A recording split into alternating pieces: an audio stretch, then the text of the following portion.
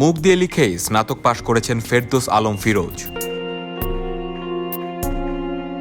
জন্ম থেকেই দুটি হাত অচল, কিন্তু শারীরিক প্রতিবন্ধকতা দমিয়ে রাখতে পারেনি তাকে। প্রবল ইচ্ছাশক্তির জোরে ক্লাস 3 থেকে মুখ দিয়ে লেখা শুরু করে এখন তিনি পড়ছেন স্নাতকোত্তর শ্রেণীতে। নির্মম ভাগ্যের সাথে ইচ্ছাশক্তিতে বলিয়ান এই তরুণের নিত্য সংগ্রাম নিয়ে আজকের ইনসাইড বাংলাদেশ।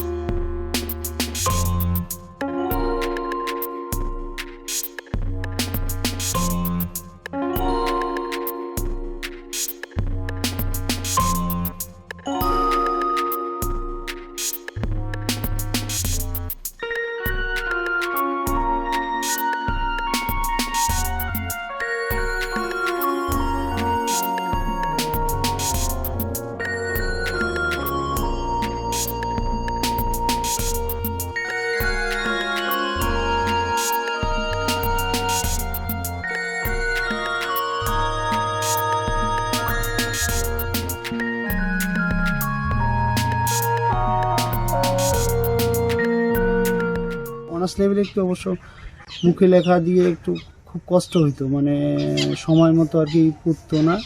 তারপরেও অনেক কষ্টের মধ্যে অতিরিক্ত একটু সময় 30 মিনিট যেটা সরকারিভাবে দেওয়া ওইটা সহ কোনোরকম কভার করছি আর কি। আমি ফ্যামিলির বড় ছেলে, আমার উপর একটু ডিফারেন্সের সব ধরনের চাপ বা মানসিক চাপ বা ফ্যামিলিগত সব দিকে চাপ। আমি প্রধানমন্ত্রী বা রাষ্ট্রের কাছে বলতে চাই, আমাকে এই মুহূর্তে একটা কর্মের খুব প্রয়োজন।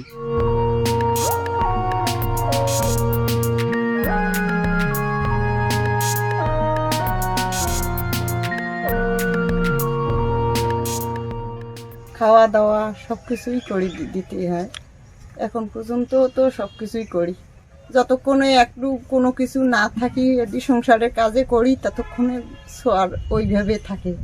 তারপরে ওই কাজ ফেলে আসি, সব করি। এখন সব বাচ্চাকে রেডি করে দিই, বা স্কুল যায় বা কলেজ যায় বা কোনো জায়গায় যাওয়া লাগে যায়।